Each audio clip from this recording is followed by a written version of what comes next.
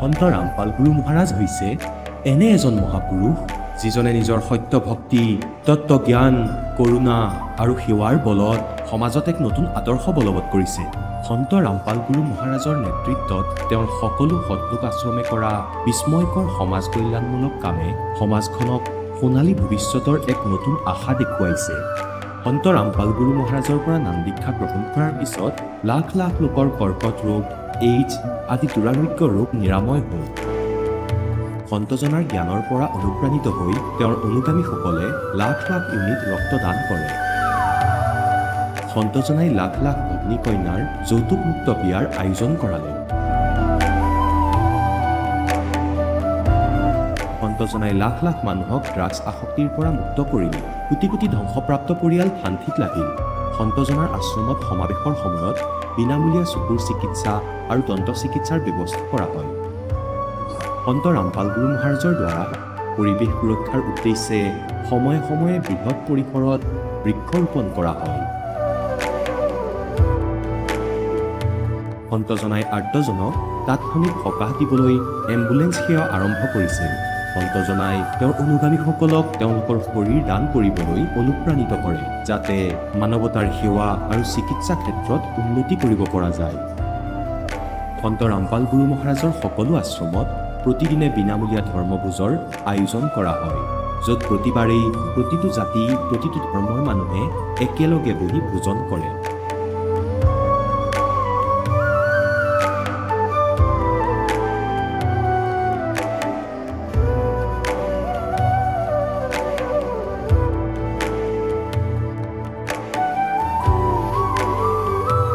সন্ত ৰামপাল গুৰু মহাৰাজৰ আশ্ৰমত সহস্ৰাধিক বৃদ্ধ বৃদ্ধাই শ্ৰদ্ধা আৰু মৰমেৰে জীৱন যাপন কৰাৰ সুযোগ পায়। তেওঁলোকৰ থকা খোৱাৰ আৰু স্বাস্থ্যৰ সম্পূৰ্ণ দায়িত্ব সন্ত ৰামপাল গুৰু মহাৰাজে বহন কৰে। অনাথ শিশুৰ বাবে সন্ত ৰামপাল গুৰু মহাৰাজৰ সকলো আশ্ৰম বিশেষ বৰদানতকৈ কম নহয়, য'ত তেওঁলোকক শিক্ষা, সংস্কাৰ আৰু ভৱিষ্যতৰ বাবে উন্নত সুবিধা প্ৰদান কৰা হয়। বানপানী, ভূঁইকঁপ বা মহামাৰী যিয়েই নহওক, সন্ত ৰামপাল গুৰু মহাৰাজ আৰু তেওঁৰ অনুগামীসকল সদায় আৰ্তজনৰ বাবে আগৰণুৱা হৈ থাকে। কোভিড মহামাৰীৰ সময়ত সন্ত ৰামপাল গুৰু মহাৰাজৰ আশ্ৰমৰ পৰা কোটি কোটি লোকক খাদ্য, ঔষধ আৰু জীৱন ৰক্ষক সামগ্ৰী যোগান ধৰা হৈছিল। দুখীয়াক সকাহ কৰাই হওক বা যিকোনো শোষিত বা নিপীড়িত শ্ৰেণীৰ অধিকাৰ আৰু মৰ্যাদাৰ বাবে যুঁজ দিয়াই হওক, সন্ত ৰামপাল গুৰু মহাৰাজে সদায় তেওঁলোকৰ সকলো ন্যায্য দাবী চৰকাৰৰ ওচৰলৈ লৈ গৈছে আৰু তেওঁলোকক উপযুক্ত ন্যায় প্ৰদানৰ ক্ষেত্ৰত গুৰুত্বপূৰ্ণ ভূমিকা পালন কৰি আহিছে। সমাজত আধ্যাত্মিক আৰু সামাজিক মূল্যবোধৰ প্ৰতি সজাগতা অনাৰ প্ৰতিটো পদক্ষেপতে সন্ত ৰামপাল গুৰু মহাৰাজ মানৱতাৰ প্ৰকৃত সেৱক হিচাপে প্ৰমাণিত হৈছে। সন্ত ৰামপাল গুৰু মহাৰাজৰ জীৱনে আমাক শিকাইছে যে প্ৰকৃত সেৱা সেইটোহে যিটো নিস্বাৰ্থভাৱে কৰা হয়। আহক আমিও এই মহান সন্তজনৰ এই মহান সেৱাৰ কামত যোগ দিওঁ আৰু সন্ত ৰামপাল গুৰু মহাৰাজৰ পৰা নাম দীক্ষা লৈ আমাৰ জীৱন ধন্য কৰি তোলোঁ।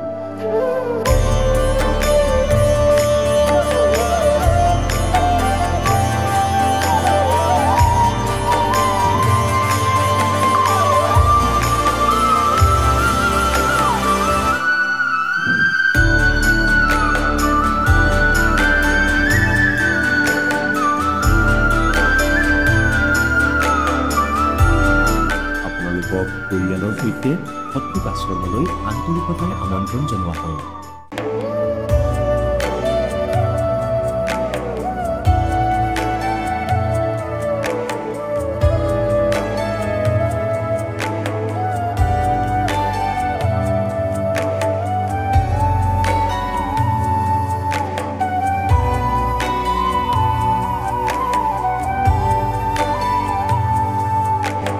গীতাৰ অধ্যায় 15 শ্লোক 16 আৰু 17 তিনিজন প্ৰভুৰ উল্লেখ আছে। এই তিনিজন প্ৰভু কোনজন প্ৰভুৰ শৰণ লোৱাৰ পাছত জন্ম মৃত্যু সমাপ্ত হ'ব পাৰে? তিনিজন প্ৰভুৰ ভিতৰত কোনজন উত্তম পৰমাত্মা? তেওঁ কেনেকুৱা? তেওঁৰ নাম কি? এই সকলোবোৰ গূঢ় ৰহস্য জানিবলৈ নিশ্চয়কৈ শুনিব জগতগুৰু তত্ত্বদৰ্শী সন্ত ৰামপাল গুৰু মহাৰাজৰ মংগল প্ৰবচন, সকলো পবিত্ৰ ধৰ্মৰ পবিত্ৰ শাস্ত্ৰৰ আধাৰত। নমস্কাৰ। নমস্কাৰ। আপোনাৰ শুভ নামটো জনাওকচোন। মোৰ নাম মঞ্জু বৰা। আপুনি ক'ৰ পৰা আহিছে? মই লখিমপুৰ ডিষ্ট্ৰিক্টৰ নাৰায়ণপুৰ পৰা আহিছোঁ। আপুনি সন্ত ৰামপাল গুৰু মহাৰাজৰ পৰা নাম দীক্ষা কেতিয়া লৈছিল? মই 2018 চনত জুনৰ 24 তাৰিখে লৈছিলোঁ। আপুনি সন্ত ৰামপাল গুৰু মহাৰাজৰ পৰা নাম দীক্ষা লোৱাৰ আগতে কিবা ভক্তি সাধনা কৰিছিলনে? ভক্তি সাধনা কৰিছিলোঁ। সৰুৰ পৰা আমি কৃষ্ণ ভগৱানক ভক্তি কৰিছিলোঁ। আত্মা কল্যাণৰ কাৰণে মই বহুত জেগা ঘূৰিছিলোঁ, পোৱা নাছিলোঁ। নামঘৰত গৈছিলোঁ, নামঘৰতো পোৱা নাছিলোঁ। ভাগৱত শাস্ত্ৰৰ কথা শুনিবলৈ যাওঁ, তাতো পোৱা নাছিলোঁ। সকলো কথা নোপোৱাৰ কাৰণে মই 2013 চনত মই নিৰংকাৰী পন্থত মই তেতিয়া তাত 2016 চনলৈকে মই তাত ভক্তি কৰিছিলোঁ। তাতো মই সৎভক্তি পোৱা নাছিলোঁ। আপুনি নিৰংকাৰী পন্থৰ কথা ক'লে, তাতো আপুনি ভক্তি সাধনা কৰিলে 3 বছৰ ধৰি। লগতে আপুনি আমাৰ হিন্দু সমাজত প্ৰচলিত পৰম্পৰা হিচাপে ভগৱান শ্ৰীকৃষ্ণৰ সাধনা কৰি আহিছিলে। তেনে ক্ষেত্ৰত আপুনি সন্ত ৰামপাল গুৰু মহাৰাজৰ শৰণলৈ কিয় আহিব লগা হ'ল? মই সকলো ভক্তি কৰাৰ পাছতো মোৰ একো উপকৃত নোহোৱাৰ কাৰণে মই বহুতো বেমাৰত পৰিছিলোঁ। বেমাৰত পোৱাৰ কাৰণে মই ৰামপালজীৰ কিতাপ পঢ়োঁতে মই অলপ বেমাৰ উপকাৰ পোৱাৰ কাৰণে তেওঁৰ চৰণত আহিব লগা হৈছিল। আপুনি সন্ত ৰামপাল গুৰু মহাৰাজৰ কোনখন কিতাপৰ কথা কৈছে যাৰ দ্বাৰা নেকি আপুনি উপকৃত হৈছে? মই জ্ঞানগংগা কিতাপখন পঢ়ি কিনিয়ে উপকৃত হৈছিলোঁ। আপুনি জ্ঞানগংগা কিতাপখনত এনেকুৱা কি জ্ঞান পালে যাৰ দ্বাৰা নেকি আপুনি আপ্লুত হৈ সন্ত ৰামপাল গুৰু মহাৰাজৰ শৰণ গ্ৰহণ কৰিছে? জ্ঞানগংগা কিতাপখনত শাস্ত্ৰ অনুকূল সকলো লিখা আছে। তাক পঢ়াৰ কাৰণে আগতে পোৱা নাছিলোঁ। আগতে যিখিনি বুজাইছিলে সেইখিনি আমি শাস্ত্ৰ অনুকূলৰ শাস্ত্ৰবিধি তাৰমানে ভাগৱত কীৰ্তন পঢ়িলেও, নামঘৰত গ'লেও সেইখিনি পোৱা নাছিলোঁ। নোপোৱাৰ কাৰণে মই জ্ঞানগংগাখনত পাই মই তেতিয়া ৰামপালজীৰ চৰণত আহিবলৈ মই উপকৃত হৈছিলোঁ। আৰু সন্ত ৰামপাল গুৰু মহাৰাজৰ পৰা দীক্ষা লোৱাৰ পিছত অন্য কিবা আৰু লাভ পাইছেনে আপুনি? মই সত ৰামপালজীৰ চৰণত অহাৰ পাছত বহুতো লাভ পাইছোঁ। কিতাপখন পঢ়ি থাকোঁতে মই 2টা বেমাৰ ভাল পাইছিলোঁ, কেঁচুমূৰীয়া বেমাৰ আৰু হেঁপানী বেমাৰ। তাত মই বহুত বছৰ দিন ভুগি আছিলোঁ। বহুত বছৰ দিন ভুগি থকাৰ পাছতো মোৰ ভাল হোৱা নাছিলে। তেতিয়া এজন ভকতে মোক জ্ঞানগংগা কিতাপখন দিলে। কিতাপখন পঢ়াৰ পাছতে অলপ অলপকৈ মোৰ বেমাৰ ভাল হৈছিলে। ভাল হোৱাৰ পাছত মই তেতিয়া ভাবিলোঁ যে তেখেতৰ ৰামপালজীৰ চৰণত গ'লে মানে মোৰ সকলো বেমাৰ আজাৰ ভাল হ'ব পাৰে। তেতিয়া মই ভাবিলোঁ মই তেখেতৰ চৰণত ভক্তি কৰিলে মানে দীক্ষা ল'লে মানে ভাল হ'ব বুলি তেখেতৰ চৰণত মই 2018 চনৰ জুনৰ 24 তাৰিখে মই দীক্ষা ল'লোঁ। আধুনিকতা এই যুগত আমাৰ চিকিৎসা পদ্ধতি উন্নত হৈছে। আপুনি যি বেমাৰৰ কথা ক'লে, আপোনাৰ জ্ঞানগংগা পুথিখন পঢ়াৰ আগতে যি বেমাৰ আছিল আপোনাৰ, সেই বেমাৰৰ বাবে আপুনি ডক্টৰৰ কাষলৈ যাব লাগিছিল। আপুনি ডক্টৰৰ কাষলৈ গৈছিলনে? মই বহুতো ডক্টৰক দেখাইছিলোঁ। আলঙতো দেখালোঁ। আলঙত 3জন ডক্টৰে চালে, তেওঁ মোক বেমাৰ ভাল কৰিব নোৱাৰিলে। নাৰায়ণপুৰতো দেখালোঁ, লখিমপুৰ চাবতী মেডিকেলতো দেখালোঁ। তাৰপিছত মই এবাৰ গুৱাহাটীতো দেখালোঁ। মই তেওঁ বেমাৰ 3টা বেছিহে হৈ গৈ আছিলে, কেতিয়াও মোক ডক্টৰে ভাল কৰিব পৰা নাছিলে। তাৰপিছতে একজন ভকতে যেতিয়া মোক জ্ঞানগংগা কিতাপখন দিলে, মই লাহে লাহে 2016 চনত দিলে। মই কিন্তু 2 বছৰ দিন পঢ়া নাছিলোঁ। 2 বছৰ দিন নপঢ়াৰ কাৰণে মই একো বুজা নাছিলোঁ। তাৰপিছত 2 বছৰৰ পাছত মই কিতাপখন লাহে লাহে পঢ়িবলৈ ল'লোঁ। মোৰ লাহে লাহে হেঁপানী বেমাৰটোও ভাল হৈছেগৈ আৰু পাইলছ বেমাৰটো তেজ ওলাই থাকে, এইটোও ভাল হৈছেগৈ। এইটো ভাল হোৱাৰ পাছত মই ভাবিলোঁ যে তেখেত আচলি পৰম ঈশ্বৰ আহিছে। আৰু সৰুতে দেউতাই কৈছিলে যে গছৰ গুৰিত পানী দিলেহে আত্মা কল্যাণ হ'ব। তেতিয়া মই কিতাপখন পঢ়োঁতে এইখিনি পালোঁ, ভাগৱতৰ মূল তত্ত্ববিলাক পালোঁ। তেতিয়া মই তেখেতৰ চৰণত আহিলোঁ। আৰু শাৰীৰিকভাৱে অন্য কিবা আপুনি লাভ পাইছেনে? মইনো কিনো ক'ম, শাৰীৰিকভাৱে বহুত লাভ পাইছোঁ। মই 3বাৰকৈ এক্সিডেণ্ট হৈ কিনিও মই এক্সিডেণ্টৰ পৰা বাচিলোঁ। কিন্তু মোৰ লগত যোৱা যিকেইজন আছিলে তেখেতলোকে বহুত দুখ পালে, ডক্টৰৰ ওচৰত যাব লগা হ'লে। মোৰ গাত কিন্তু অকণো দুখ নাপালোঁ। মই অকণো দুখ পোৱা নাই। আৰু পৰম পিতাই মোক এনেকুৱা দিছে যে আজিলৈকে বিষ একো নাই। আৰু এবাৰ মোক গৰুৱে ৰছীয়ে পাক খুৱাই কিনি মোক গৰু ৰছীৰ পৰা পেলাই 4টাকৈ দাঁত ভাগিলে। তেজ অলপমান ওলাইছে। ওলোৱাৰ পাছতো মই বিষ অকণো উপলব্ধি কৰিব নোৱাৰিলোঁ। মই আজিলৈকে এটা টেবলেটো মই খাই কিনি পোৱা নাই। সেইখিনি উপকৃত বহুত পালোঁ। আৰু আপুনি যি দুৰ্ঘটনাৰ কথা ক'লে, আপুনি এক্সিডেণ্টৰ কথা কৈছে, কেনেকুৱা এক্সিডেণ্ট হৈছিল আপোনাৰ? 3বাৰকৈ এক্সিডেণ্ট হৈছে। এবাৰ স্পীড ব্ৰেকাৰত হৈছে। মই হেলেমলৈ আহি থাকোঁতে 2বাৰ ইটানগৰলৈ যাওঁতে এক্সিডেণ্ট হৈছে। এবাৰতো মই পাল্টি খাই পৰি গৈছিলোঁ, একদম মই মাথাটো তলত দি পৰি গৈছিলোঁ। মই যে নেবাচি মোৰ ডিঙিটো ভাগি যাব বুলি ভাবিছিলোঁ, কিন্তু পৰমপিতাৰ আশীৰ্বাদত মোৰ একোৱে নহ'লে। স্বামীয়েতো বহুত দুখ পালে, তেওঁ দীক্ষা লোৱা নাছিলে। মই দীক্ষা লোৱা আছিলোঁ কাৰণে মই পাল্টি খাই পৰিছোঁ যদিও মই দুখ পোৱা নাছিলোঁ। আৰু এইটো আচৰিত কথা, ভাবিব লগা কথা, এজন সন্তৰ পৰা নাম দীক্ষা লোৱাৰ পিছতে আপোনালোকে বিভিন্ন সমস্যাৰ পৰা পৰিত্ৰাণ পাইছে। এইটো কেনেকৈ সম্ভৱ? আচলতে ৰামপাল গুৰু মহাৰাজে আপোনালোকক এনেকুৱা কি ভক্তিবিধি দিয়ে যাৰ দ্বাৰা নেকি ইমান উপকৃত হ'ব পাৰিছে? শাস্ত্ৰবিধি অনুকূল দিছে। আগতে আমি যিখিনি ভক্তি কৰি আছিলোঁ শাস্ত্ৰ অনুকূল নাছিলে। শাস্ত্ৰবিধি বুজাইছিলে, আমাৰ গুৰুবিলাকে যিখিনি বুজাইছিলে আমি সেইখিনি ভক্তি কৰিছিলোঁ। ৰাম নাম ল'বলৈ কৈছিলে, ৰাম নাম ল'লেও ৰাম কোনজন নাম ল'ব লাগে সেইটো বুজি পোৱা নাছিলোঁ। কিন্তু আজি যে সত ৰামপালজীয়ে আমাক বুজাই দিছে, ৰাম যেন আমি আগতে এজন ৰামহে দশৰথ পুতেক ৰামৰ কথাহে জানিছিলোঁ, আজি যে 4জন ৰাম আছে বুলি জানিছোঁ। 4জন ৰামক কোনজন ভক্তি কৰিলে মানে ভাল হ'ব এইখিনিও বুজি পালোঁ। বুজি পোৱাৰ পাছত আমি তেখেতৰ চৰণত আহি কিনি সৎ ভক্তি কৰিছোঁ। আৰু বৰ্তমান আপুনি সন্ত ৰামপাল গুৰু মহাৰাজৰ পৰা নাম দীক্ষা লৈ বিভিন্ন প্ৰকাৰে লাভ পালে, আৰু যিসকল দৰ্শকে আপোনাক এই টিভি স্ক্ৰীণত প্ৰত্যক্ষ কৰি আছে তেওঁলোকক আপুনি কি বাৰ্তা দিব বিচাৰে যাতে তেওঁলোকেও আপোনাৰ দৰে উপকৃত হ'ব পাৰে? তেওঁলোকক মই এইটোৱে প্ৰাৰ্থনা কৰিব পাৰোঁ, বাৰ্তানো কিনো দিম, মই এইটোৱে প্ৰাৰ্থনা কৰিব পাৰোঁ। বৰ্তমান সময়ত সত ৰামপালজীৰ ওচৰত দীক্ষা ল'বলৈ একেবাৰে সহজ। আপুনি মোবাইল, আজিকালি সকলোৱে পঢ়া শুনা মানুহ হয়, চবৰে হাতে হাতে মোবাইল আছে।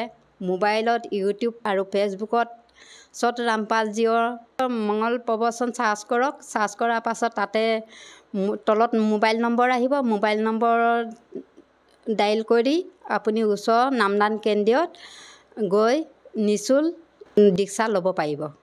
ধন্যবাদ থাকিল।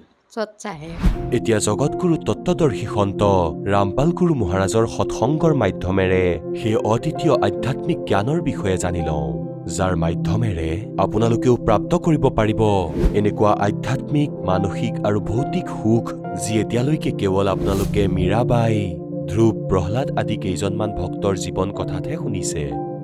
এতিয়া শুনক তত্ত্বদৰ্শী সন্তৰ সৈতে শাস্ত্ৰ অনুকূল ভক্তি সৎসংগ, এনেকুৱা অদ্বিতীয় আধ্যাত্মিক জ্ঞান যাৰ প্ৰমাণ আছে সকলো ধৰ্মৰ সকলো পবিত্ৰ শাস্ত্ৰত। और क्या कहते हैं, बेग में लो कर हूं अपघाता, मैं ना जीऊं सुनो विधाता। মোক সোনকালেই লগ কৰক মালিক, আপোনাক যদি লগ নাপাওঁ মই জীয়াই থাকিব নোৱাৰো, কিয়নো এই সাধনাটো মই কৰিব নোৱাৰো, এইটো ক্লিয়াৰ হৈ গ'ল। এয়াতো বৰবাদ হোৱাৰহে কথা, আৰু পিছৰ জ্ঞান মই নাপালো। बेगी मिलो शीघ्र मिलो कर हूं अपघाता, नहीं मिले तो मैं आत्महत्या करूंगा, मैं ना जीऊं सुनो विधाता। अगम ज्ञान कुछ मोहे सुनाया, मैं जीऊं नहीं अवगत राया। এনেকুৱা জ্ঞান শুনালে দাতাই এতিয়া জীয়াই থাকিব পৰা নাই। तुम सतगुर अवगत अधिकारी, मैं नहीं जानी लीला थारी, तुम अवगत अविनाशी साई, फिर मोको कब मिलो गुसाई। এতিয়া কি হ'ল পুণ্যাত্মাসকল? ধৰ্মদাসদেৱে কান্দি কান্দি নিজৰ ঘৰৰ ফালে আহি গ'ল। এতিয়া তীৰ্থযাত্ৰাটো 6 মাহৰ টাইম আছিলে, সিমানেই টাইম থাকে তেওঁলোকৰ। এনেও 2-3 মাহটো অৱশ্যেই লাগিছিলে। এটা 2টা তীৰ্থক এটা ট্ৰিপতেই কৰা হৈছিলে। তেতিয়া তেওঁ কি দেখিলে? তেওঁৰ পত্নীয়ে দেখিলে যে ভগতদেৱে, আমিনী নাম আছিলে ধৰ্মদাসদেৱৰ ধৰ্মপত্নীৰ, যে ভগতদেৱেতো 3-4 মাহৰ প্ৰগ্ৰেম বনাই গৈছিলে ঘূৰিবলৈ। তেওঁ 10 দিনতেই ঘূৰি আহিলে, 5-7 এক সপ্তাহতেই তেওঁ ঘূৰি আহিলে 10 দিনতে। আৰু তেওঁ ওচৰলৈ আহিলে কাৰণ জানিবলৈ। কিন্তু ধৰ্মদাসদেৱে এনেকৈ কান্দি আছে যেনেকৈ মাক দেউতাক মৰিলে কান্দে সৰু ল'ৰা ছোৱালীয়ে। চকুৰ পানীৰে গোটেই শৰীৰৰ সকলো কাপোৰ তিতি গ'ল আৰু কান্দি আছে বহুত বেয়াকৈ। আৰু নিজৰ ঘৰৰ ভিতৰলৈ গৈ মুখ তললৈ কৰি বহুত বেয়াকৈ কান্দিব ধৰিলে, একেবাৰে হাহাকাৰ লগাই। আৰু পত্নীক ক'ব বিচাৰিও তেওঁ ক'ব পৰা নাই। তেওঁ সুধিলে যে কি হৈছে, আপুনি উভতি আহিলে যে? তেওঁ নিজে আইডিয়া লগালে যে তেখেতৰ কোনোৱে পইচা মাৰিলে, চুৰি হৈ গ'ল চাগে। আমিনী দেৱীৰ স্বভাৱ আছিলে যে ধৰ্মদাসদেৱ মুক্ত হস্তৰ মানুহ আছিলে। তেওঁ ভাণ্ডাৰা কৰিছিলে, মুক্ত হস্তে সকলোকে য'ত 10 টকা দিব লাগে তেওঁ 20 টকা দি দিছিলে। আমনিয়ে তেওঁক কৈছিলে যে ধৰ্মদান হিচাপত কৰিব লাগে, ইমান দান নকৰিব, ল'ৰা ছোৱালীও পালিব লাগিব। তেওঁ মাজে মাজে বাধা দিছিলে। সেয়ে তেওঁৰ মনলৈ এই ভাৱ আহিলে যে এওঁৰ হয়তো কোনোৱে পইচা চুৰ কৰিলে, আৰু সেইকাৰণে কান্দি আছে মহাজনে। এতিয়া তেওঁ পইচা বিচাৰিব, আকৌ যাব বিচাৰিব, তেতিয়া কিন্তু মই বাধা দিম। আৰু ধৰ্মৰ কামত এইটো কোৱা হয় যে নাই নুই কৰিলে সেই ধৰ্মৰ ফল নিদিয়ে। সেই দুখতেই কান্দি থকা নাইতো।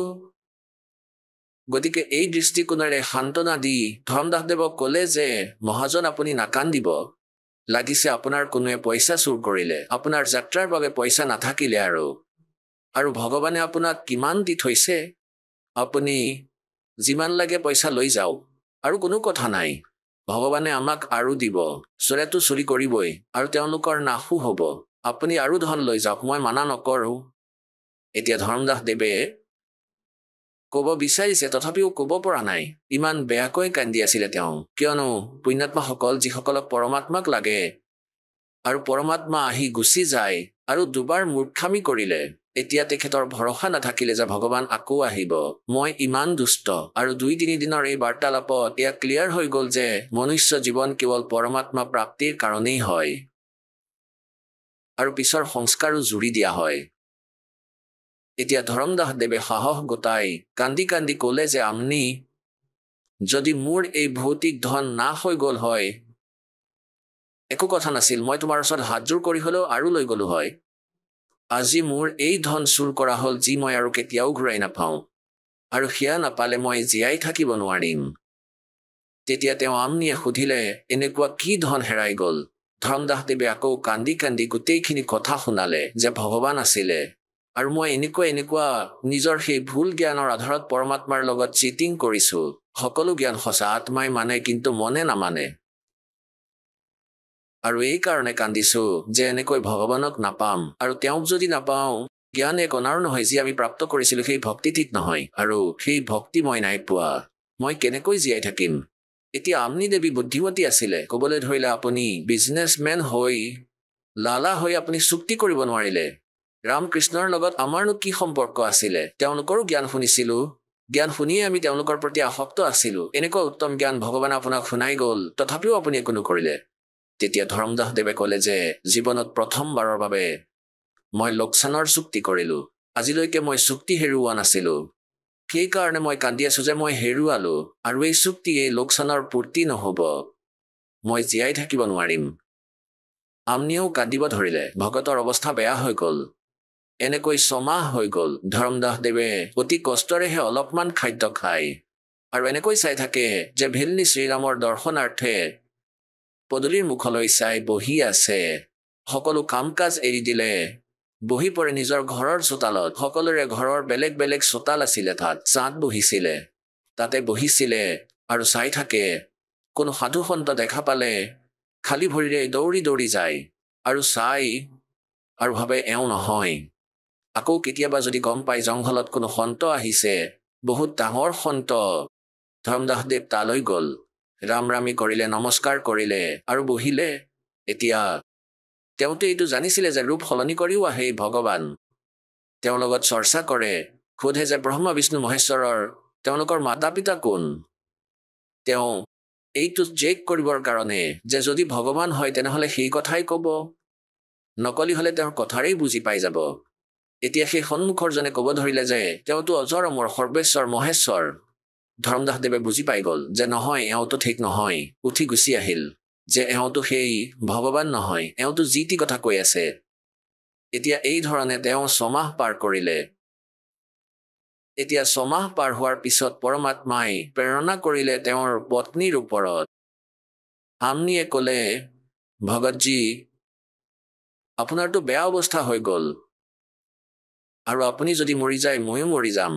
আপুনি যদি এনেদৰে থাকে, আপোনাৰ ওচৰত বেছি সময় নাই, আৰু আপুনি এইটো কওক যে ভগৱানেতো আৰু কথা কৈছিলে চাগে যে কি ধৰণে তেওঁক পোৱা যাব, কথাত কথা ওলাইছিল চাগে। তেতিয়া ধৰ্মদাসৰ মনত পৰিলে যে ভগৱানে কৈছিলে, जा जन की महिमा सुनो ताम गवन करन थे, वो तो नगर अमाने हैं जा मेरे प्यारे संते। তেনেকৈ ঋগ্বেদ মণ্ডল নম্বৰ 9 সূক্ত 86 মন্ত্ৰ নম্বৰ 26-27 কোৱা হৈছে যে সেই পৰমাত্মা তৃতীয় ধামত থাকে, তাৰ পৰা গতি কৰি আহে আৰু ভক্তৰ আধ্যাত্মিক যজ্ঞত তেওঁ বিজুলীৰ দৰে গতি কৰি গতিশীল পদাৰ্থৰ দৰে এক ক্ষণতে আহি যায়। অৰ্থাৎ য'ত ধাৰ্মিক ভাণ্ডাৰা হয় তালৈ পৰমাত্মা গুপ্ত ৰূপেৰে অৱশ্যেই বিদ্যমান হয়। লাগিলে কোনো ভক্ত ৰূপতে আহক, নহ'লেতো কালে আকৌ সেয়া হ'বলৈ নিদিব। গতিকে পুণ্যাত্মাসকল, পৰমাত্মাই বিচাৰিছিলে কলিযুগৰ তৃতীয় প্ৰজন্মলৈকে পৰমাত্মাৰ ওপৰত আস্থা হৈ থাকক আৰু এওঁলোকে ভগৱানক বিচাৰি থাকক। কাৰণ এতিয়া যি সময় পৰমাত্মাক পোৱাৰ আৰু মুক্তি পোৱাৰ, ইয়ালৈকে সেই ভক্তিক টানি আনিব বিচাৰিছিল মালিকে। তেতিয়া ধৰ্মদাসে ক'ব ধৰিলে যে য'ত ধৰ্ম ভাণ্ডাৰা হয় তালৈ মই অৱশ্যেই যাওঁ সকলোতে আৰু জ্ঞানো শুনাওঁ সকলোকে। তেওঁৰ পত্নীয়ে ক'ব ধৰিলে, আপোনাৰ ইমান ধন পৰি আছে, আপোনাৰ ইমান পইচা এনেই পৰি আছে, আপুনি ভাণ্ডাৰা কৰাওক, ভগৱান আহিবও পাৰে। তেওঁ এদিনৰ কৰাব ক'লে, ধৰ্মদাসে 3 দিনৰ কৰাই দিলে। আৰু সকলো ঠাইৰে সাধু সন্তৰ ওচৰলৈ সংবাদ পঠাই দিলে। এতিয়া ভাণ্ডাৰা আৰম্ভ হ'ল। প্ৰথম দিনা সকলোৱে ভোজন খাই গুচি গ'ল, সাধু সন্ত ভগত, আৰু ধৰ্মদাসে চাই আছে যে মালিক দেখোন নাহিলে। দ্বিতীয় দিনাও সকলোৱে খাই গুচি গ'ল, সকলো আহিছিলে কিন্তু মালিক নাহিলে। তৃতীয় দিনাও দেখিলে যে পৰমাত্মা নাহিলে। আফটাৰনুন হৈ গ'ল, ভাণ্ডাৰা চলি আছে, কিছুসংখ্যক ভগত বাকী আছিলে, কিছুসংখ্যক সন্ত। তেতিয়া ধৰ্মদাসে অন্তঃকৰণেৰে ভাবিলে, পৰমাত্মা নাহিলে। হে ভগৱান, আজি যদি আপুনি দৰ্শন নিদিয়ে, আগলৈ আৰু দাসৰ জীৱন নাই, আত্মহত্যা কৰিম মই। আৰু মই জীয়াই থাকিব নোৱাৰো দাদা, কি আশাত জীয়াই থাকো? সেই ভক্তি মই কৰিব নোৱাৰো যি আগতে কৰিছিলো, সেয়া কোনো কামৰ নহয়। আৰু বেলেগ পোৱাও নাই, সেয়া পোৱাই নাই যি যথাৰ্থ হয়। অন্তৰ আত্মাৰ পৰা তেওঁ কান্দিব ধৰিলে। মন দৃঢ় কৰিলে যে এবাৰ এওঁলোকক পঠাই দিয়াৰ পিছত তাৰপিছত মই আত্মহত্যা কৰিম। তেওঁতো অন্তৰ্যামী হয়, ইমান সময় নলগাই। कहते हैं वही जंदे का बदन शरीरम बैठे कदम वृक्ष के तीरम। অলপ সময়ৰ পিছতেই কি দেখিলে? 100 ফুট আঁতৰত এজোপা কদমৰ গছ আছিলে। তাৰ তহতে জীৱিত মহাত্মাৰ ৰূপত সেই পৰমাত্মা বিৰাজমান আছিলে। ধৰ্মদাসদেৱৰ সেইফালে দৃষ্টি গ'ল, তেওঁ খালী ভৰিৰে সেইফালে দৌৰিলে আৰু এনেদৰে চাই ক'লে, তেওঁৱেই ভৰিত পৰিলে, বুকুত সাৱটি ধৰিলে আৰু ক'লে, ভগৱান এইবাৰ আৰু এৰি নাযাব। সাৱটি ধৰি থাকিলে পৰমাত্মাক। ভগৱানে ক'লে, ধৰ্মদাস এওঁলোক সকলোকে যাবলৈ দিয়া, এই নকলিসকলক যাবলৈ দিয়া, নহ'লে মই কথা আৰম্ভ কৰিম আৰু এওঁলোকে তোমাক মাজতেই ভ্ৰমিত কৰিব, ক'ব মিছা। এওঁলোক সকলোকে বিদায় দিয়া, তাৰ পাছত ক'ম মই যথাৰ্থ কথা। তেওঁলোক সকলোকে বিদায় দিলে, পৰমাত্মাক লৈ ঘৰলৈ গ'ল। নিজৰ পত্নীক ক'লে, আমনি আহা, মই মোৰ ধন পাই গ'লো, সেই হেৰুৱা ধন মই আকৌ ঘূৰাই পালো। এটা ভৰিত ধৰ্মদাসদেৱে, এটা ভৰিত আমনিয়ে ধৰি ভগৱানৰ ভৰিত ধৰি কান্দিব ধৰিলে। আমনিয়ে ক'বলৈ ধৰিলে যে ভগৱান, আপোনাৰ পুত্ৰটো বহুত বিনম্ৰ, নৰম হৃদয়ৰ, নৰম আত্মাৰ ব্যক্তি, আৰু আপুনি এওঁক 6 মাহলৈকে দুখী কৰি ৰাখিলে। ইমান দিনে মই তেওঁক সান্তনা দি থাকিলো, নহ'লেতো এওঁ মৰিয়ে থাকিল হয়। ভগৱান, আপুনি এনেকুৱা কৰিব নালাগিছিলে। পৰমাত্মাই ক'লে, আমনি দেৱী পুত্ৰী, এওঁ অজ্ঞানতাৰ আধাৰত বেছি অকৰ্মণ্য হৈ পৰিছিলে। যেনেকৈ লোহাক গৰম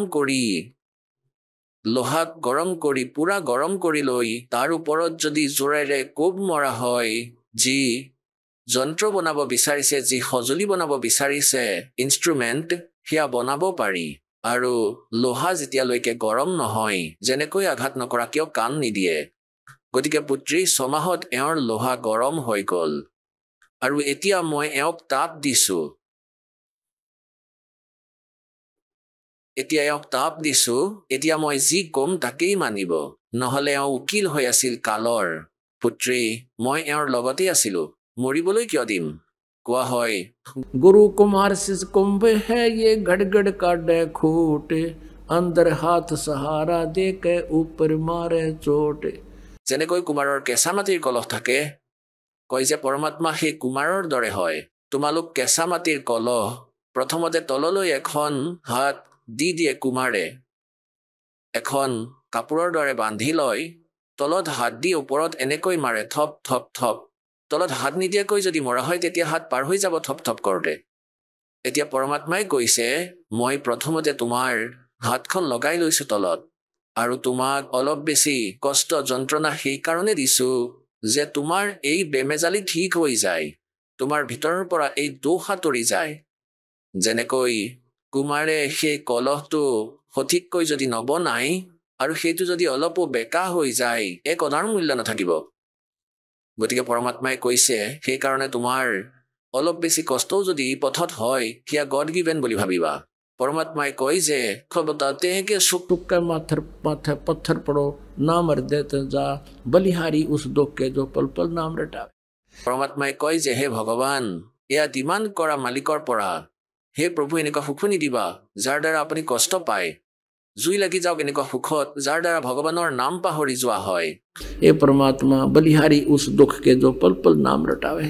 এনেকুৱা কষ্ট নিশ্চয় দি থাকিব যাৰ পৰা আপোনাৰ নাম মনত থাকে।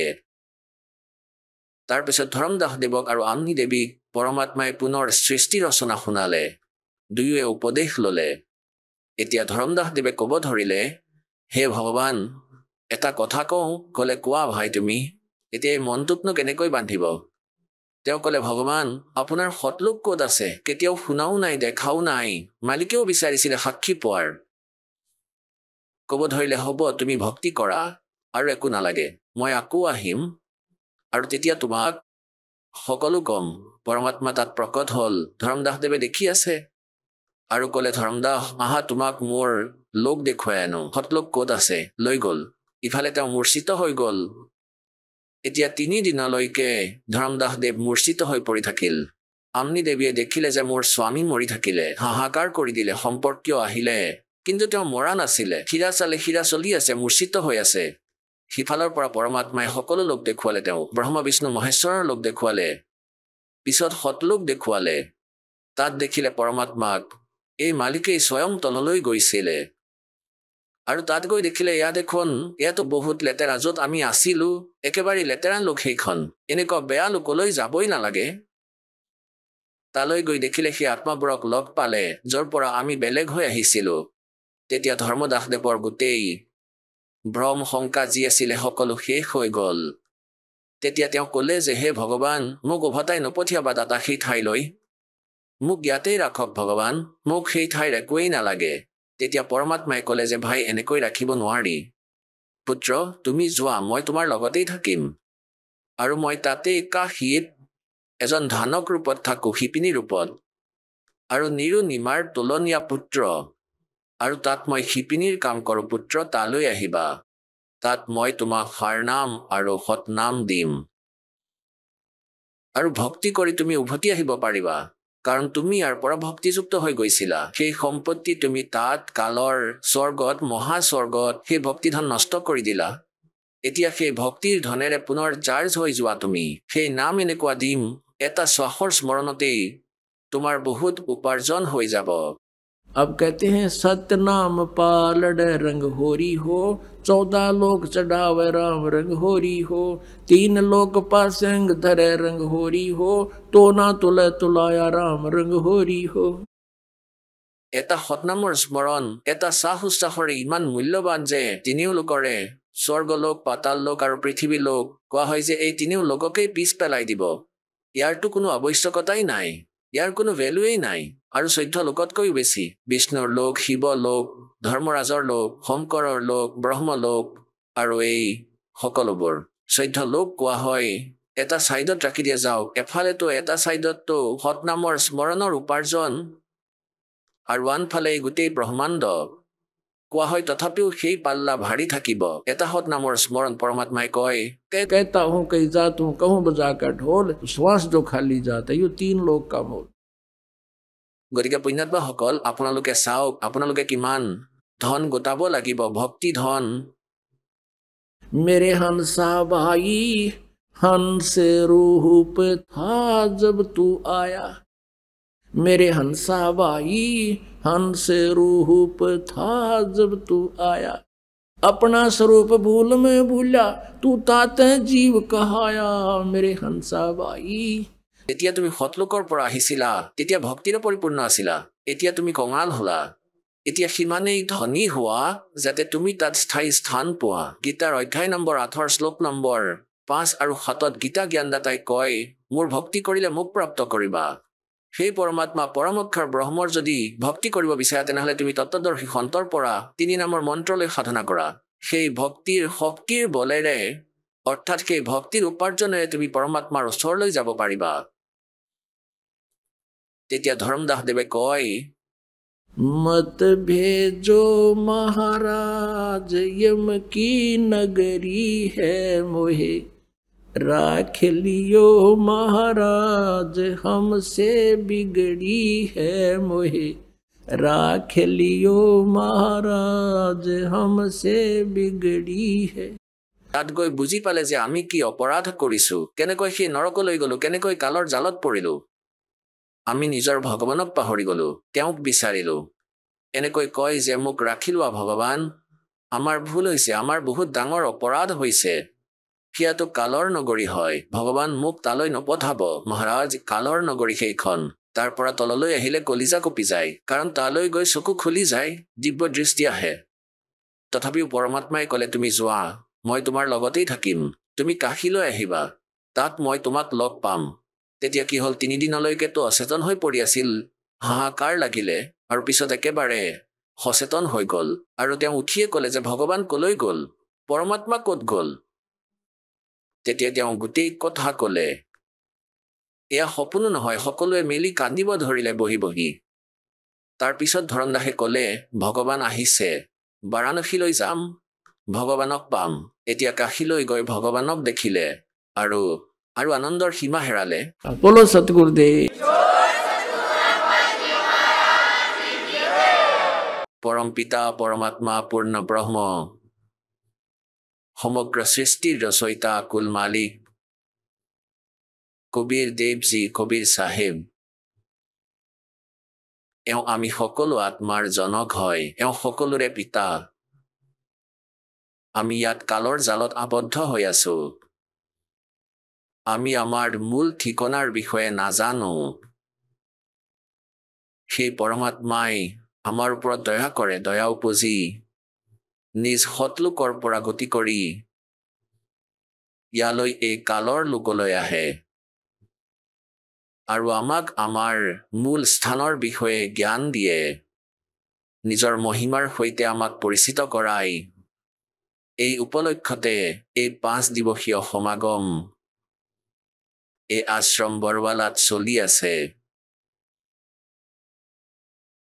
তেওঁ পুণ্যাত্মা হয়, যি সৎসংগৰ ভিতৰত আহিব পাৰিছে অথবা এই সৎসংগ শুনিবৰ বাবে উপলব্ধ হৈ আছে।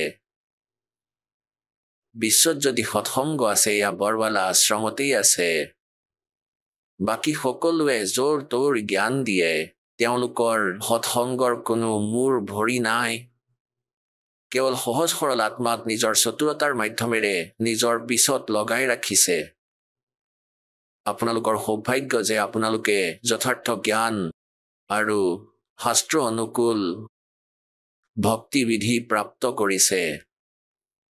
এতিয়া আপোনালোকে চাব লাগিব যে এই মাৰ্গত কোনে কিমান স্পীডত চলি আছে। পথ এইটোৱেই। ইয়াৰ আগতে আমি কুমাৰ্গত ঘূৰি আছিলো। এয়া সুপথ হয়, সুমাৰ্গ, সৎ সাধনা। ইয়াত যিমানে যি কৰিব, যিমান দ্ৰুত গতিৰে ইয়াত চলিব, অৰ্থাৎ যিমান বেছি স্মৰণ সেৱা দান ভক্তি সেৱা কৰিব, তেওঁ পৰমাত্মাৰ নিকটলৈ শীঘ্ৰে গৈ পাব। সকলো সৎগ্ৰন্থই প্ৰমাণ কৰে যে কবিৰ নামৰ পৰমেশ্বৰ আছে। তেওঁ সৎলোকত থাকে আৰু তাৰ পৰা খোজকাঢ়ি পৰমাত্মাই স্বয়ং গতি কৰি ইয়ালৈ সশৰীৰে আহে, সশৰীৰেই গুচি যায়।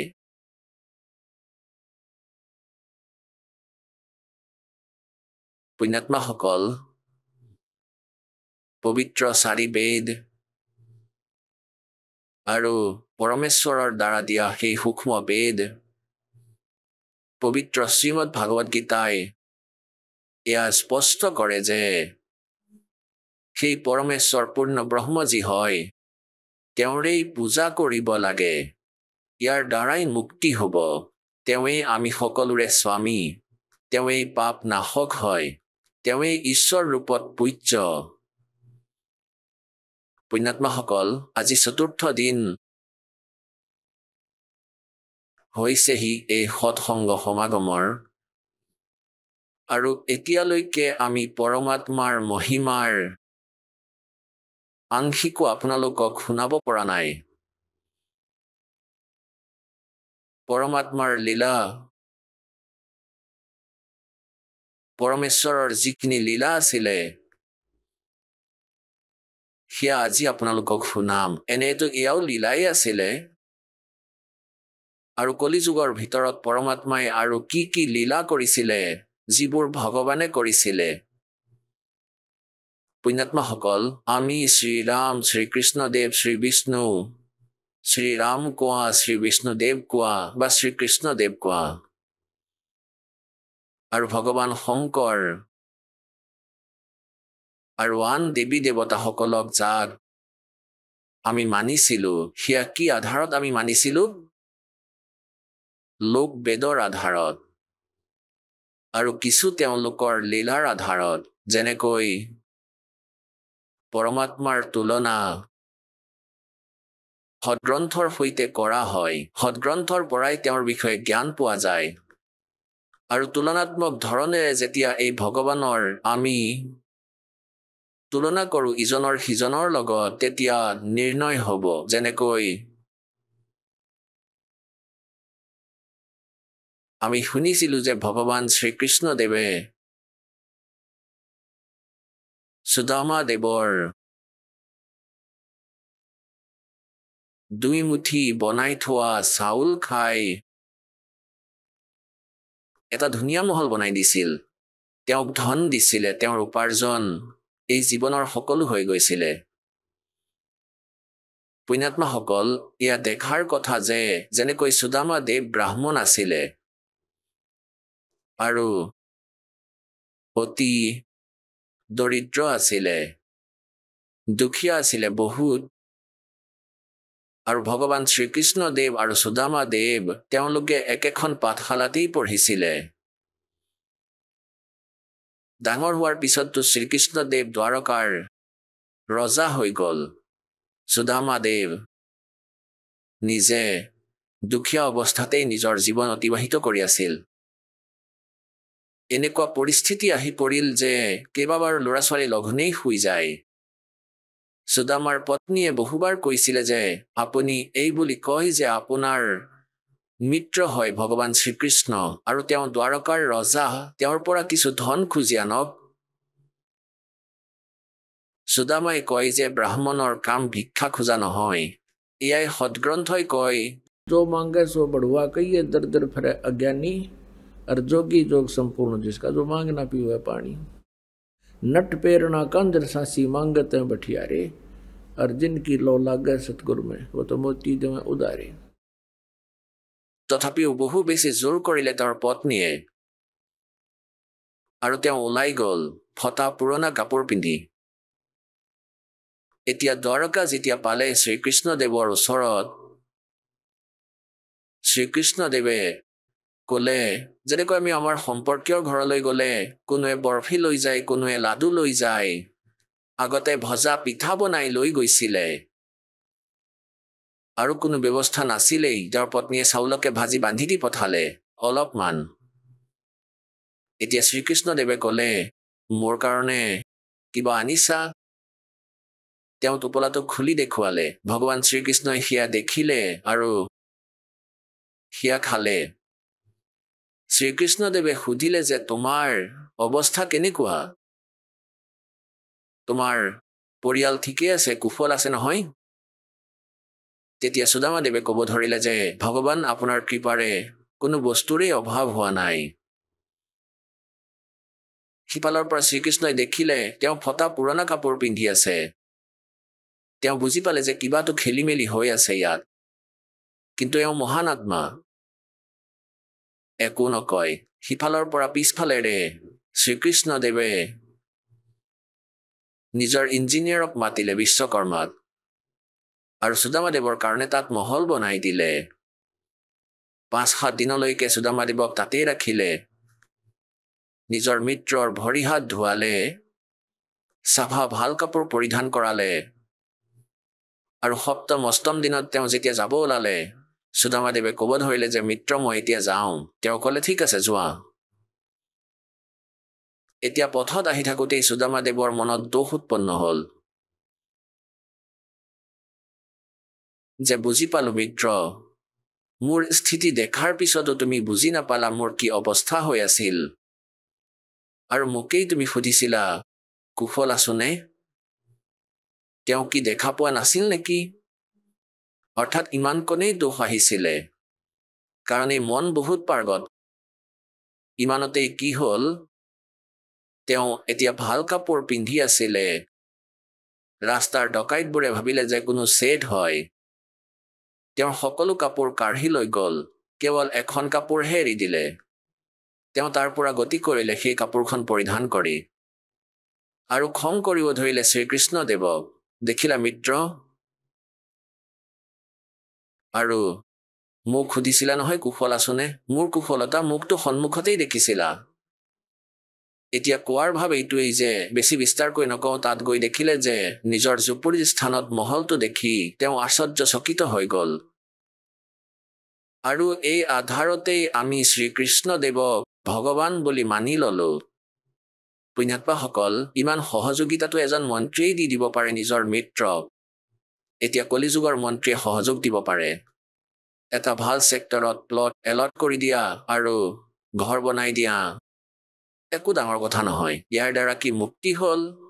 ইয়াৰ পৰা যেন জন্ম মৃত্যুৰ পৰা ৰক্ষা পালে?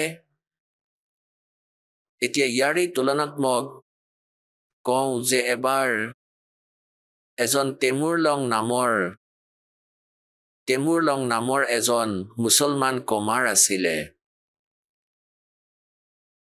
মাক পুতেক দুজনেই আছিলে। পিতৃৰ মৃত্যু হৈছিলে, অতি দুখীয়া আছিলে। তেওঁলোকে কি কৰিছিলে? মহাজন কৃষকসকলৰ গৰু ছাগলীবোৰক চৰাবৰ বাবে জংঘললৈ লৈ গৈছিলে, আৰু তাৰেই তেওঁলোকে বছৰেকত বা 6 মাহত তেওঁলোকক অন্ন দিছিলে। আগতে তেনেকুৱাই হৈছিলে। আৰু সন্ধিয়াৰ সময়ত তেওঁলোকৰ সেই গৰু ছাগলীবোৰক মালিকৰ ঘৰলৈ লৈ আনিছিলে, আৰু সন্ধিয়াৰ সময়ত অভাৰটাইম কৰিছিলে এজন কমাৰৰ শালত। আহক আমি এতিয়া সেই শ্ৰদ্ধালুসকলৰ অনুভৱবোৰ জানো, যিসকলে জগতগুৰু তত্ত্বদৰ্শী সন্ত ৰামপাল গুৰু মহাৰাজৰ পৰা দীক্ষা প্ৰাপ্ত কৰিছে তথা তেওঁ কোৱা ভক্তি মাৰ্গ এওঁলোকে অৱলম্বন কৰি আছে। নমস্কাৰ ছাৰ। ছাৰ নমস্কাৰ ছাৰ। কি নাম আপোনাৰ?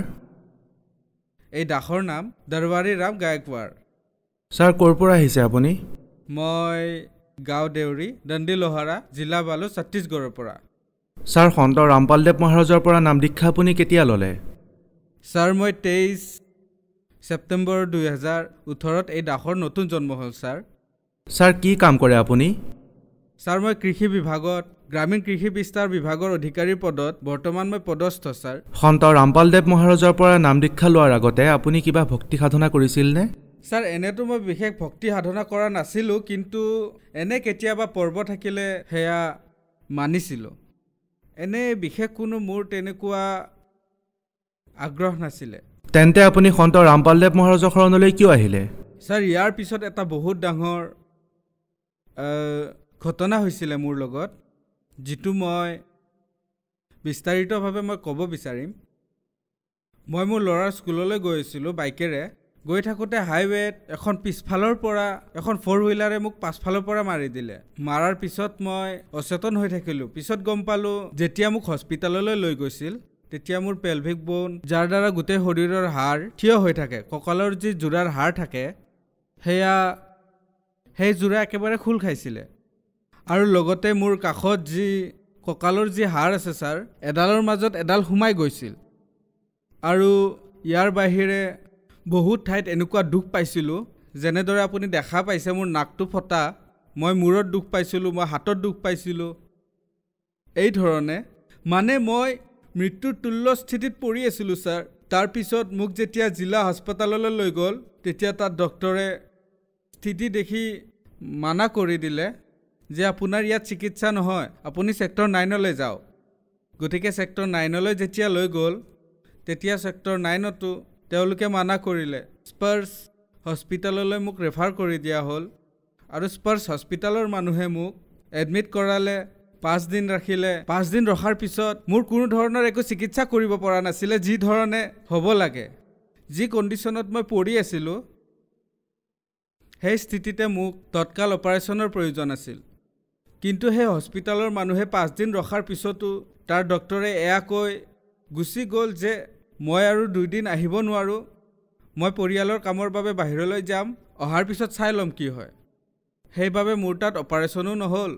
শেষত 5 দিন ৰখাৰ পিছত মোক এনেকৈ ক'লে যে ইয়াত কি গোটেই ছত্তীশগড়তে এই ধৰণৰ এক্সিডেণ্টৰ চিকিৎসা কৰাটো সম্ভৱ নহয়। তাৰপিছত মোক নাগপুৰ চিমছত ৰেফাৰ কৰিলে। যেতিয়া মই নাগপুৰ চিমছ গ'লোঁ ছাৰ, তাত যোৱাৰ পিছত মোৰ এদিন পিছত অপাৰেশ্যন হ'ল। অপাৰেশ্যনৰ পিছত ডক্টৰ চাহেবে নিজেই ক'লে যে এই ধৰণৰ কেছত 10%হে চান্স থাকে মানুহ সুস্থ হোৱাৰ, অন্যথা গোটেই জীৱনটো বিচনাত অথবা হুইল চেয়াৰত পৰি থাকে। সেই সময়তে যেতিয়া ঘৰলৈ আহিলোঁ, অহাৰ পিছত মোৰ শহুৰে মোৰ যি শ্ৰীমতী আছে তেওঁক ক'লে যে পুত্ৰী, এজন গুৰুদেৱ আহে সন্ত ৰামপালদেৱ মহাৰাজ, যাৰ সৎসংগ আহে। সৎসংগৰ শেষত এনেকুৱা ধৰণৰ কিছুমান ভক্ত আহে যিসকলে কয় যে মোৰ এনেকুৱা বেমাৰ ভাল হ'ল, মোৰ এক্সিডেণ্টৰ আগত ভাল হ'ল, এনেকুৱা কথাবোৰ কয়। গতিকে তাত য'ত থাকা তাৰ পৰা কিছু দূৰত এখন চুৰেগাঁও নামৰ ঠাই আছে, তাত নামদান দীক্ষা কেন্দ্ৰ আছে। তাত তুমি যোৱা আৰু গৈ নাম দীক্ষা লোৱা আৰু নাম দীক্ষা লৈ ভক্তি কৰা, একেবাৰে ঠিক হৈ যাবা, এনেকৈ ক'লে। য'ত নেকি মোৰ শহুৰ দেউতা ইতিমধ্যে 15 বছৰৰ পৰা ৰাধাস্বামী পন্থৰ সৈতে জড়িত। তেওঁ এই পন্থত নাছিলে, তথাপিও তেওঁৰ পৰমাত্মাৰ এনেকুৱা প্ৰেৰণা হ'ল তেওঁক পঠিয়ালে। এই ধৰণে ছাৰ মোৰ শ্ৰীমতীয়ে নাম দীক্ষা চুৰেগাঁও কেন্দ্ৰলৈ যোৱাৰ পিছত তাৰে ভকতসকলে ক'লে যে এনেকুৱা কণ্ডিশ্যন, মই তেওঁৰ নামত নাম দীক্ষা লোৱাৰ বাবে আহিছোঁ।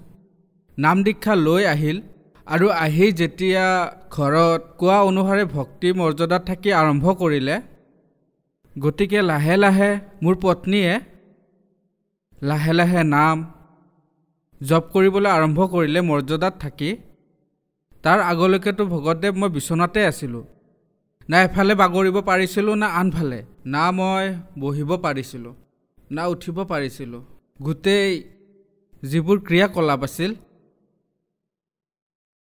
শৌচ কৰা, পেচাব কৰা, সকলো মই বিচনাতে কৰিব লাগিছিল। কাৰণ মোৰ ইয়াৰ পৰা ইয়ালৈকে কটাই আছিলে, ইয়াৰ পৰা ইয়ালৈকে অপাৰেশ্যন হৈছিলে, এয়া চাব পাৰে। গতিকে এনেকুৱা স্থিতি আছিল। এই স্থিতিতেই মোৰ পত্নীয়ে তাৰ পৰা কিতাপ আনিছিলে, জীৱনৰ সুগম পথ আৰু জ্ঞান গংগা। ডক্টৰে আপোনাক কি কৈছিলে? ডক্টৰসকলে এয়া ক'লে যে তুমি এয়া ক'লে যে 90% বুলি ক'ব নোৱাৰি এতিয়া, যে আপুনি আগতে যি স্থিতিত আছিলে সেই স্থিতিতে থাকিব, কিন্তু 10% ওপৰজনৰ ওপৰত বিশ্বাস আছে যে আপুনি সুস্থ হ'ব পাৰে।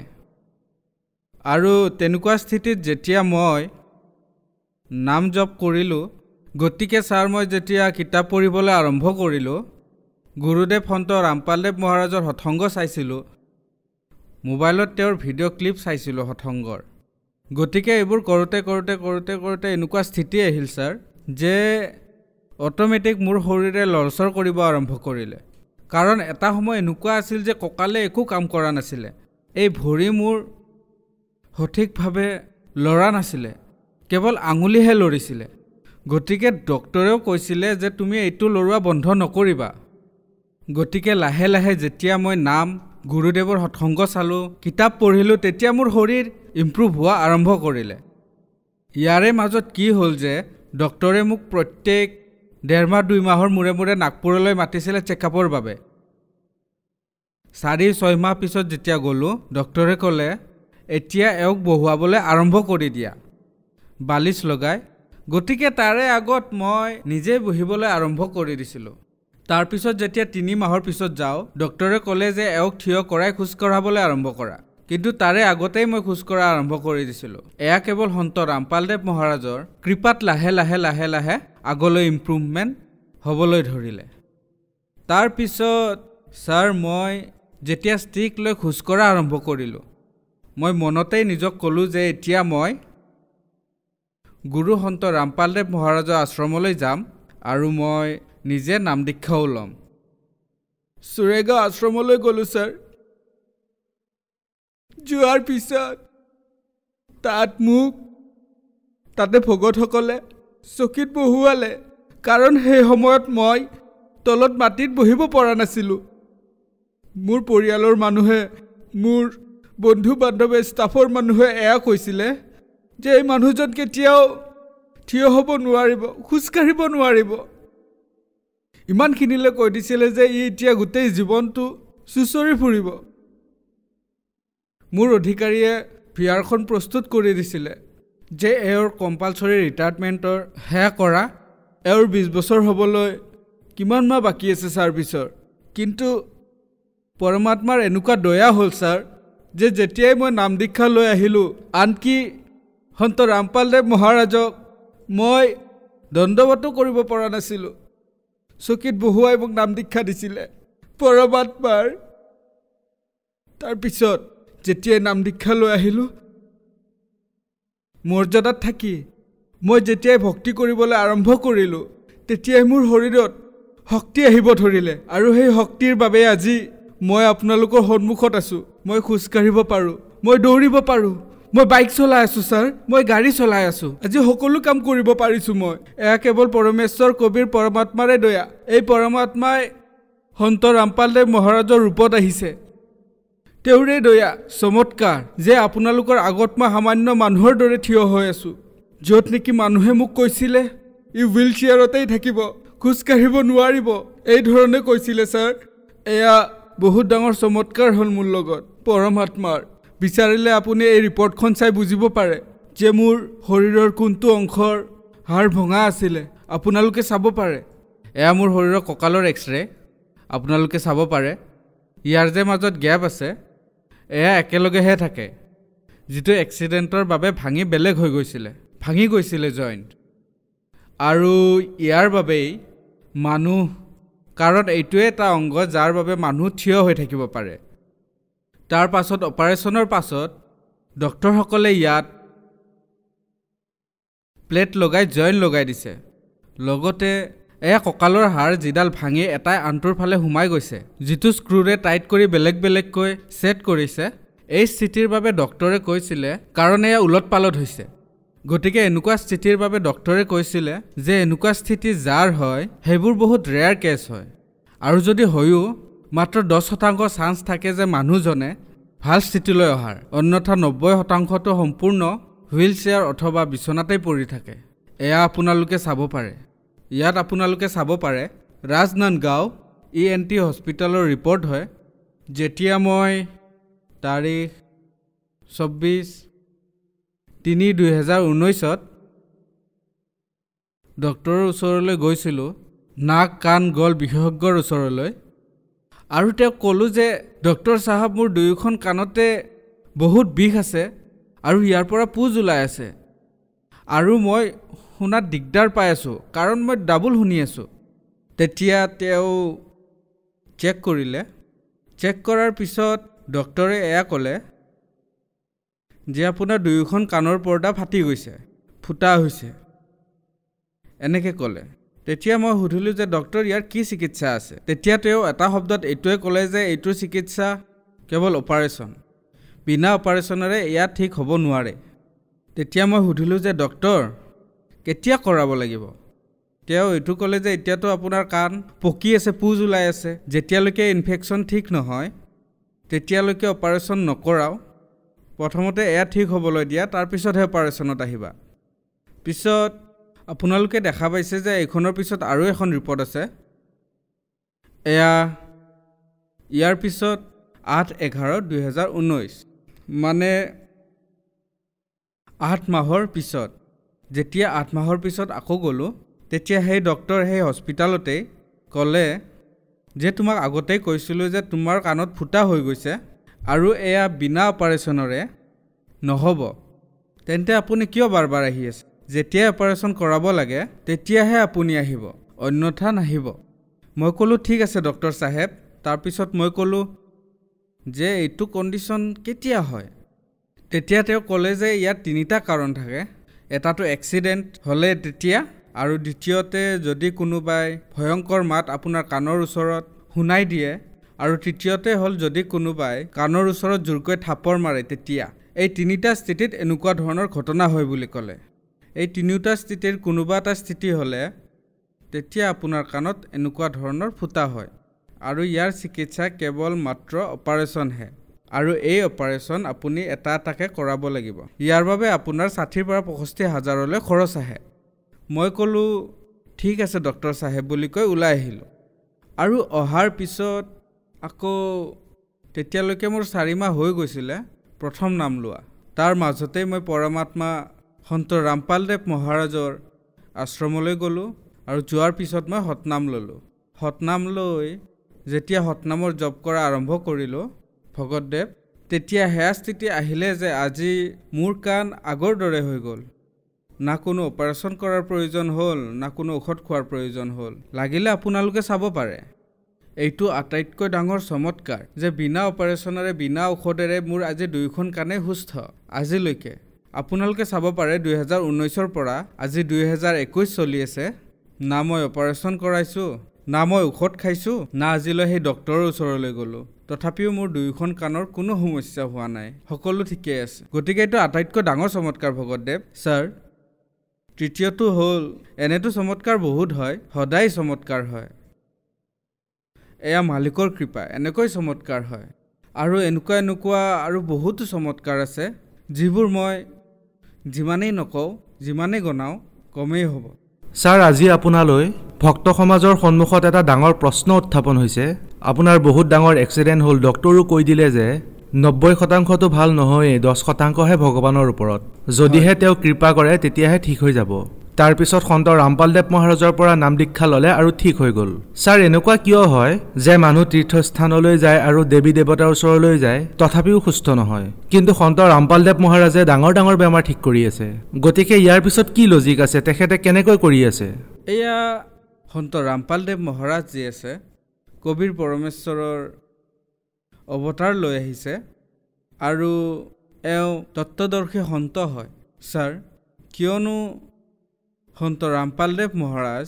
শাস্ত্ৰ অনুকূল যি জ্ঞান দি আছে তেওঁ কিতাপবোৰ খুলি যি জ্ঞান দি আছে যিবোৰ প্ৰমাণিত জ্ঞান আজি যদি আপোনালোকে বেদত চাই বেদত স্পষ্টকৈ লিখা আছে যে যদি কোনোবাই ডাঙৰতকৈ ডাঙৰ বেমাৰতো যদি থাকে প্ৰায় মৃত অৱস্থাতো যদি থাকে তথাপিও মই তেওঁক সুস্থ কৰাই 100 বছৰৰ আয়ুস দিব পাৰোঁ এয়া অলৰেডি গীতাত বেদত প্ৰমাণিত আছে আৰু এই প্ৰমাণিত জ্ঞানকে আমাৰ সন্ত ৰামপালদেৱ মহাৰাজে খুলি দেখুৱাই আছে ছাৰ আৰু এয়া শাস্ত্ৰ অনুকূল ভক্তিৰেহে সম্ভৱ না কি মন্দিৰ মছজিদলৈ গ'লে কাৰণ সেইবোৰ আন উপাসনা হয় এয়া সঠিক ভক্তিবিধি নহয় সঠিক ভক্তিবিধি আমাৰ সন্ত ৰামপালদেৱ মহাৰাজে কৈ আছে যাৰ দ্বাৰা হাজাৰ লাখ কোটি মানুহ ঠিক হৈ আছে অধিকাংশ লোকেতো নিজৰ সমস্যাৰ সমাধান বিচাৰি আহে ছাৰ সন্ত ৰামপালদেৱ মহাৰাজৰ পৰা নাম দীক্ষা কেনেকৈ ল'ব পাৰি সন্ত ৰামপালদেৱ মহাৰাজৰ পৰা নাম দীক্ষা ল'বলৈ এটা সহজ উপায় আছে আপোনালোকে দেখা পাই আছে যে চেনেলত সন্ত ৰামপালদেৱ মহাৰাজৰ হঠংগ আহে সেই হঠংগৰ তলত হালধীয়া শাৰী এটা আহে তাতে বহুত কেইটা নম্বৰ দিয়া আছে সেই নম্বৰত আপুনি ফোন কৰিব পাৰে কল কৰাৰ পাছত আপোনাৰ ওচৰত যি নামদান কেন্দ্ৰ আছে তাতে আপোনাক কৈ দিয়া হ'ব আৰু আপুনি তালৈ গৈ সহজে নাম উপদেশ লৈ নিজৰ কল্যাণ কৰাব পাৰে ধন্যবাদ ছাৰ সৈয়দ চাহেব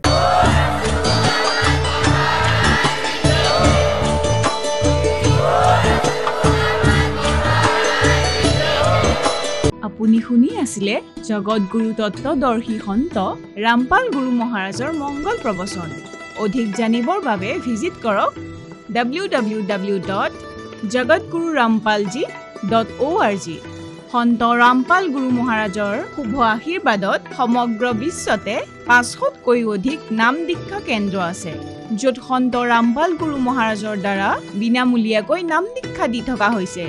আপোনাৰ ওচৰৰ নাম দীক্ষা কেন্দ্ৰৰ ঠিকনা জানিবলৈ সম্পৰ্ক কৰক 7082208528।